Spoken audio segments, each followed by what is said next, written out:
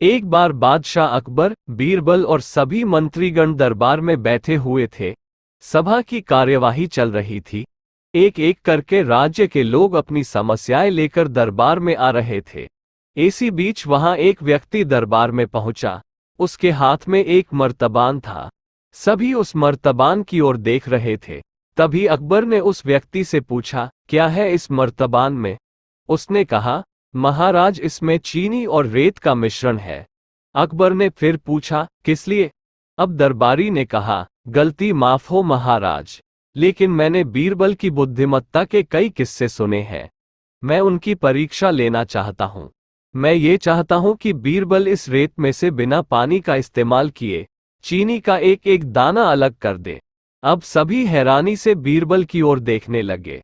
अब अकबर ने बीरबल की ओर देखा और कहा, देख लो बीरबल, अब तुम कैसे इस व्यक्ति के सामने अपनी बुद्धिमानी का परिचय दोगे? बीरबल ने मुस्कुराते हुए कहा, महाराज, हो जाएगा। ये तो मेरे बाएं हाथ का काम है।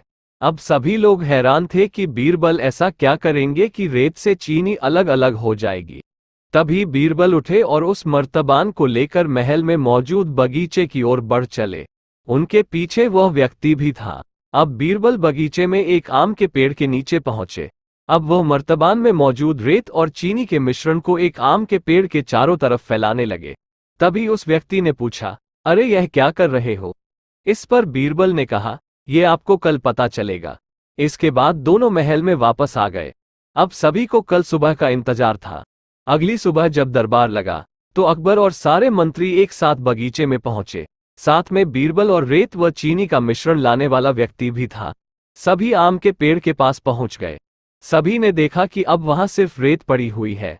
दरअसल रेत में मौजूद चीनी को चींटियों ने निकालकर अपने बिल में इकट्ठा कर लिया था और बची खुची चीनी को कुछ चींटियां उठाकर अपने बिल में ले जा रही थीं। इस पर उस व्यक्ति ने पूछा, चीनी कहाँ गई? तो बीरबल ने कहा, रेत से चीनी अलग हो गई है। सभी जोर जोर से हंसने लगे। बीरबल की यह चतुराई देख अकबर ने उस व्यक्ति से कहा, अगर अब तुम्हें चीनी चाहिए तो तुम्हें चींटियों के बिल में घुसना पड़ेगा। इस पर सभी ने फिर से ठहाका लगाया और बीरबल की तारीफ करने लगे। कहानी से सीख, किसी को नीचा दिखाने का प्रयास आपके लिए हानिकारक हो सकता है।